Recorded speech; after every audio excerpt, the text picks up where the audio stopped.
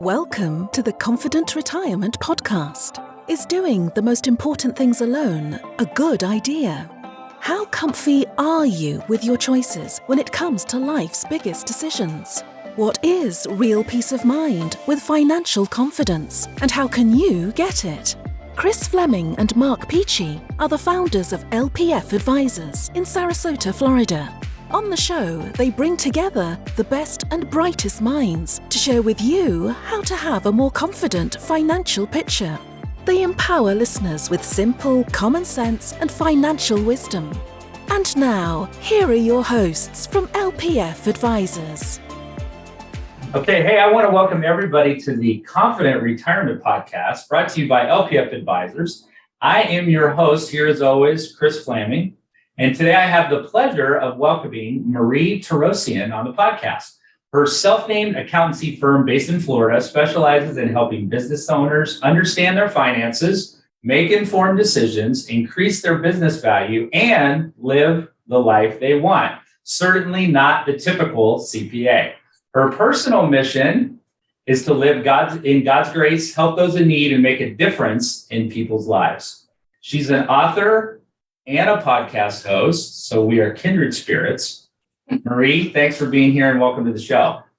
Thank you so much, Kris. I'm so excited to be here. We're going to have fun. It's going to be good. So you have an interesting history. Can you kind of take me through just briefly what led you to where you are today?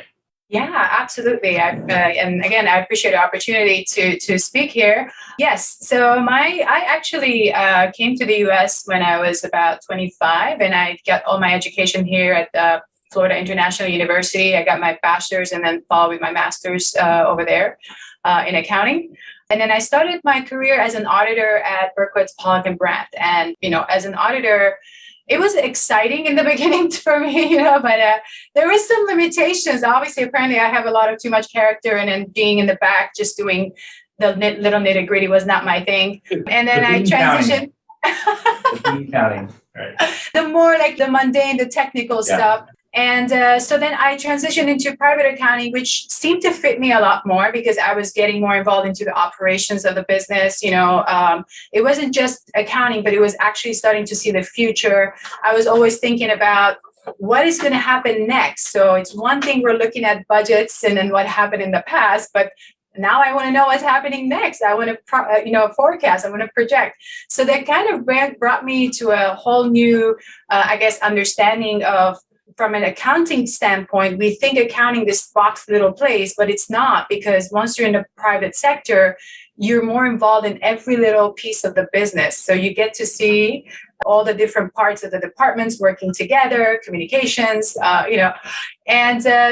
which gave me the opportunity to rise up and, become, I started as an accounting manager there, controller, then CFO.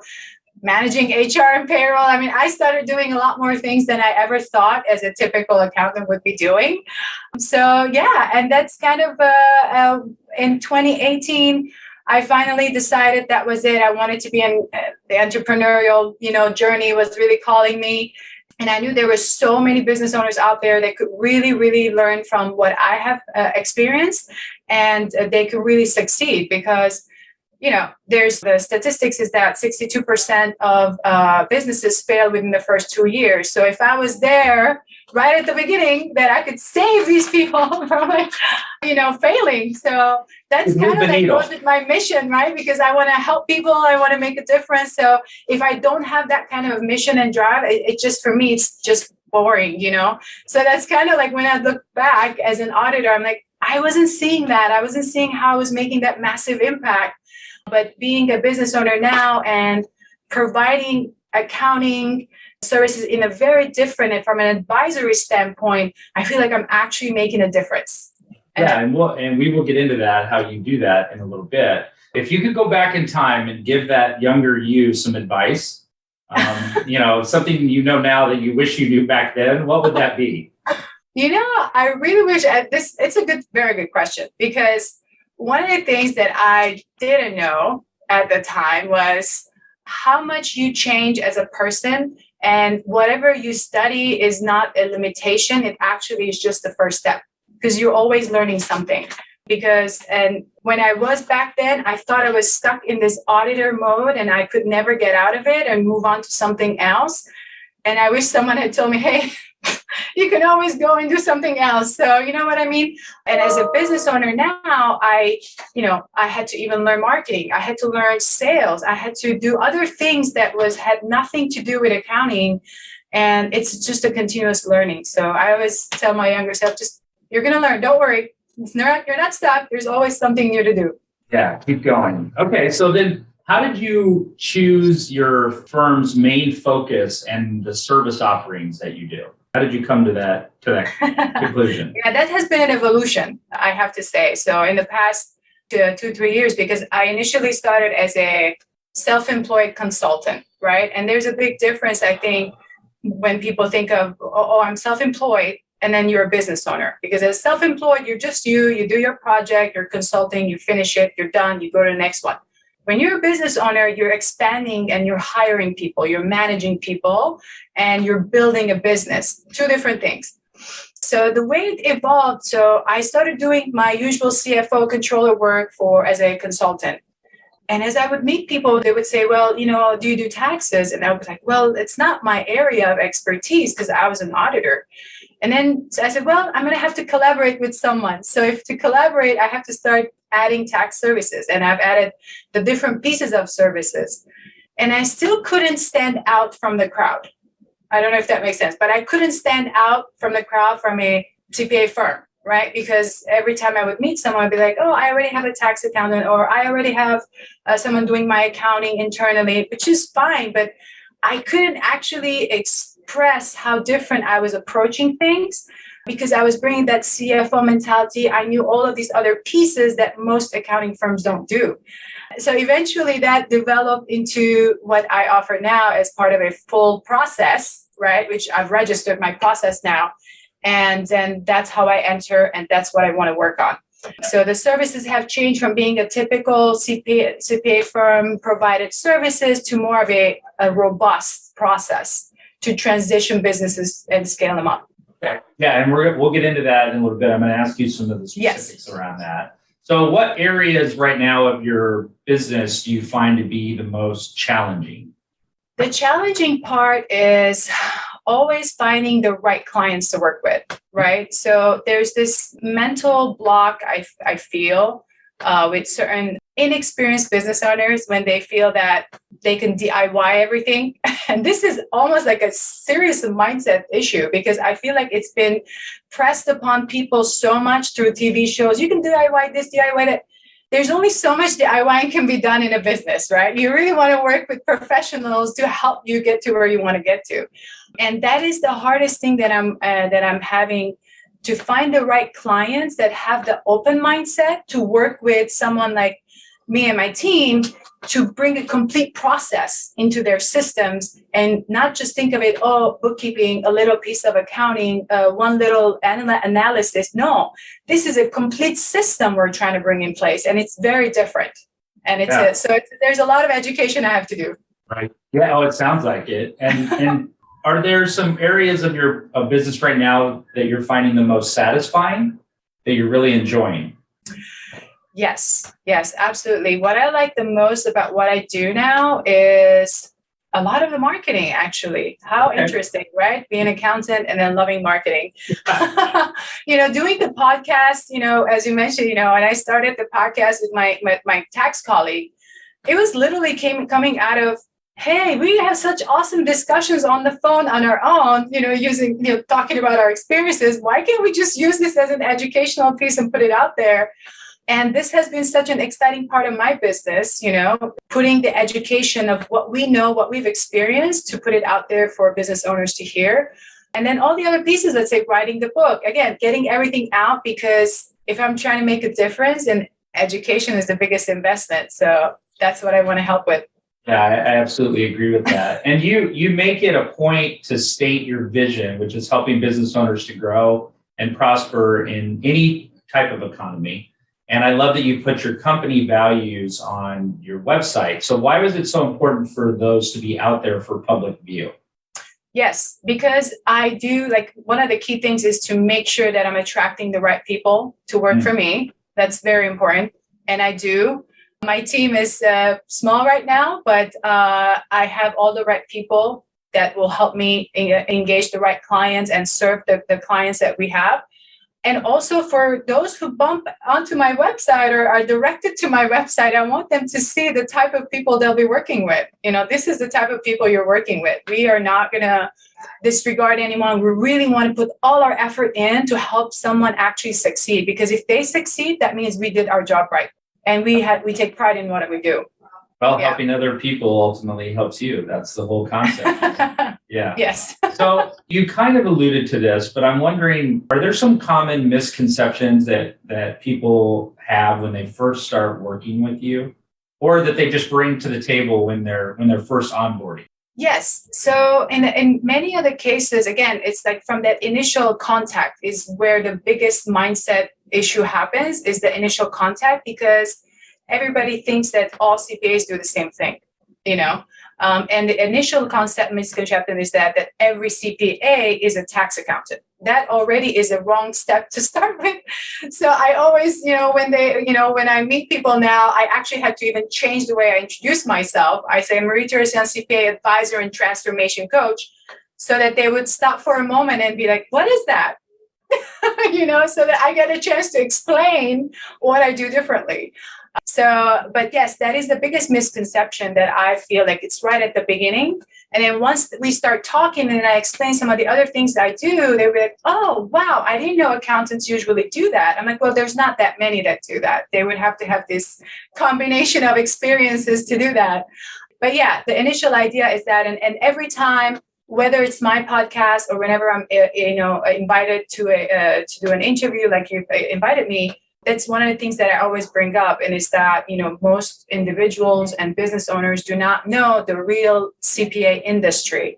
And it's part of my mission as well as another mission is to really change how the CPA industry is looked at. I want to really make a difference in our industry as well, and how we are viewed by individuals and business owners. Yeah, and I think of it as, when you give out a business card, if those are even around anymore, if it just says CPA on it, then people just have some preconceived notion. It's very similar in our industry. If it says investment advisor or financial advisor or whatever, that could mean different things to different people, or there's a large idea or concept of what those people are supposed to do or how they act or who they are. Yeah, it's something that you have to overcome a lot of times initially in the first phase of bringing someone on in a relationship. Okay, so Absolutely. What do you find is the biggest challenge that you typically help business owners overcome? So you've talked about that initial phase where they're onboarding, you have to kind of re-educate them. Once you get in with working with them, what is a very common or a big challenge that you often help them overcome? Yes, so there's different phases. It depends on at what phase I meet them. And that could be a phase where one of the experiences that I've had, or actually quite a lot of them, is when they've already had everything fall apart. So I have to go in and completely reconstruct their books, reconstruct their records. Sometimes it's a position where not only it's that, but they might be going through an audit, or they're prepping to be going through an audit, and there's literally documents missing. Like there's just don't exist. There's no supporting documents. And because I have been an auditor, I know exactly what they're going to look for. And that's one of the educational and prep pieces that I like, that I've input in my system, is to make sure if a business owner needs to go through an audit, everything is set up in the right way. So when an auditor comes in and walks through and does all these little controls testing, everything is actually perfect. So that's an area that I've hit a lot of issues. They don't pay attention to that. The other one that I've noticed a lot is when they start growing fast, they get to this between 2.5 to 5 million, let's say, and there's really no budget.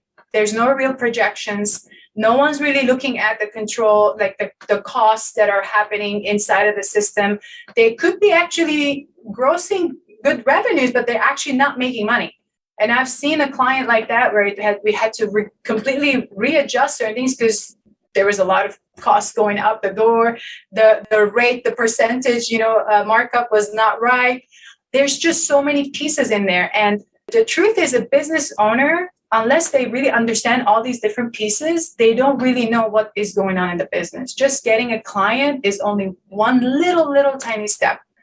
You have to see everything that's happening in your business, and your numbers first have to be correct. You have to have all the supporting documents, and then you got to analyze constantly what is happening in there. If you're not analyzing, you just leave it like that and look at it once a year, you're not really going to grow or scale your business. It's just not going to happen. Yeah, it's not the most efficient that it can be. No. Right. And so would you say that is the reason why it's really important to have a CPA partner on the side if you own a business? Or is there there other really important reasons to have? Is that the main one, you think? So as a CPA advisor, my aim is to help more than just that. So it's not just being your accountant, it's more like being your advisor. So we'll look at all these different accounting pieces that we want to make sure that the business owner is protected, but we also have created a big network of, let's say we work with investment advisors, financial advisors, payroll companies that we want to bring into the business owner. So they have a full-on resource right there, right? So they don't have to run around and work with different people. We work together as a team to empower the business owner. And that is the way I wanted to set up my firm from the beginning. And slowly but surely, I started connecting with the right people and bringing into the fold. And that is how I feel is the best way for the business owner to have the right team with them.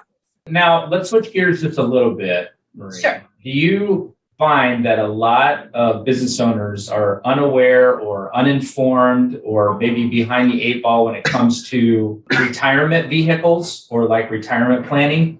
Is that just like a, get to that later, or yeah, we got to do that eventually, or so? What's your experience with that?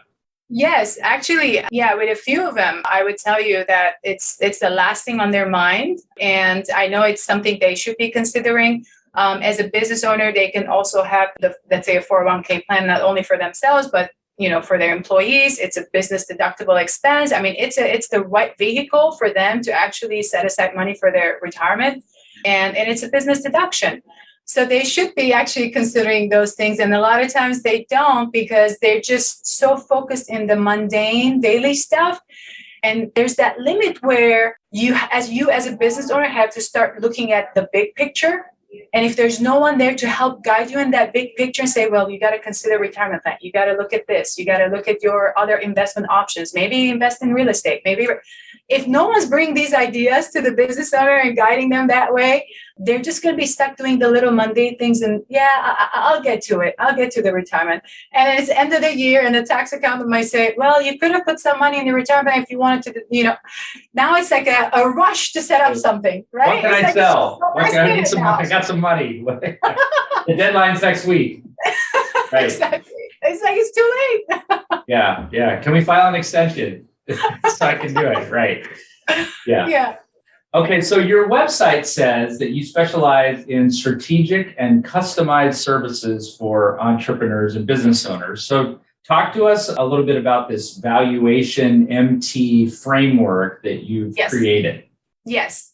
So as I said, how my services kind of started transforming when I first started. I always thought of customization because there's not one business owner that's similar to the other one. There's not one industry. There's, different pieces of the industry that needs to be looked at.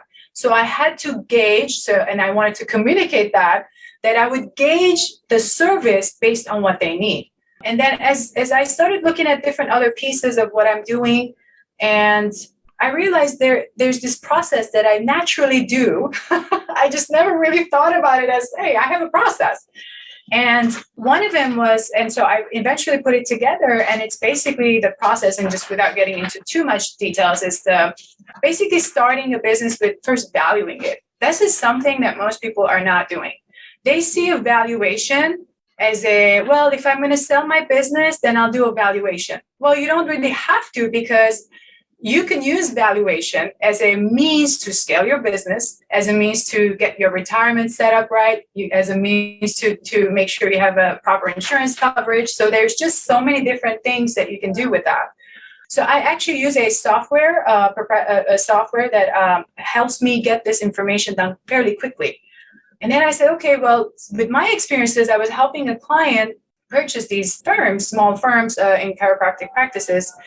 And I was getting these documents that were not matching. The taxes were not matching the internal books and records. I'm like, who's doing these accountants? Like, I mean, what is this? So I was like, you know what? So I had to fix these things. And I'm like, so this is how the process started to show up, right? So it's like, we start valuation. While we're doing that, we're actually looking at the documents. Are they actually correct? Do we have all the backups? Then we look at how is the business operating? Do they have enough cash flow? How are they leveraging their cash? We'll look at how their pricing is. We'll create the projections and plans for the next 3 years. And so we can stay on top of what's happening. We'll analyze continuously. One of the biggest things that they don't do, which I really wanted to put this here, and that comes from my audit experience as well, is setting up policies and procedures. A lot of business owners, they don't document their policies. It's impossible. Unless there's an auditor comes in and they do have to write up the policies, then they have some kind of a process. I actually had to help quite a few clients with that. So that is part of the process. So everything is part of that process. And I think what they don't realize is that if you systematize and you have those policy and procedures in place, that actually positively affects their valuation. Exactly. Yeah. Exactly. And I don't think they ever connect that. No. They just think, oh, this is a nuisance that I have to do because compliance or something like that. Where it can actually make your business more valuable, because then if someone buys it, they're like, well, all the steps are in place. They don't have to. Exactly. It's turnkey. That's what an investor wants. If someone's buying your business, they want a turnkey business. They don't want it to be reliant on you and what's in your head. That's not going to be, valuable to them. That means if something happens to you, they lost their business. Right. So we want to put that. It's almost like having the mindset that you own a franchise, even though you are just a singular business. But you have to think of it like a franchise, because franchises have policies, procedures. They do everything the same way. It's the same experience and all of that. That's great. And I encourage everyone to go to your website to check that out. There's a lot more detail on there with the Valuation MT framework. Okay. So without sharing any confidential information or details, Marie, can you give me a recent example of a situation where you really changed the trajectory of one of your clients that you work with for the good? Yeah, for the good, of course. It's always for the good. Always. Yeah, I mean, I would tell you that when clients work with me, we put a lot of structure in place. And, one of my clients that I started working with back in 2019, obviously it's an effort on his end because he's great at his marketing and all that, but we also feed him a lot of great information, right? So we're always there supporting him with the HR, payroll, accounting, all these different pieces that we've taken over. And we help him. And then this year he's going to be hitting 20 million. So that's a big jump to start, where he was like 5 million. His books were in shambles. He had just moved to Florida and there was just so much he needed help with. And we've built that trust and that relationship, and we keep helping him move up the ladder. And whenever he's ready to sell, we'll be able to have that valuation ready. He has his structures in place. And that's what we want to do. We want to help people succeed. That's great. So let's switch gears just a little bit. Okay. What would you say up to this point is your biggest life accomplishment so far? My biggest life accomplishments. So it could be personally or professionally. It's your choice. Okay. So, I'm very proud to say that someone who came from a country that was, a third world country. I was born during wartime. I knew war throughout the whole time. I'm born in Lebanon. I left my country at 21, went to Montreal, and then moved to Florida. I met my husband, awesome husband, very supportive, 2 kids. Now I'm able to dream big and be able to have a business. I feel like I've accomplished quite a lot for someone who came from nothing. So, and that is why it keeps me going, because I can relate with people who are starting from nothing, and I can actually help them get there. Because my father was one of those people that started his little business back in our country. He had to switch gears probably 2-3 times during the wars, to keep up and feed his family. And I was working with him, basically doing like accounts payable, doing the cash register and all that since I was 11. So I've been in business for technically a long time. And for me, so I feel very proud that I can now help others that could have been similar to my dad back in the day, 40-something-year-old man, 2 kids, trying to start a business from nothing. and, and finally be able to do it. So I'm very proud of that. All right. So outside of your practice, outside of your business, is there Yes. something that you are very passionate about personally? Yes.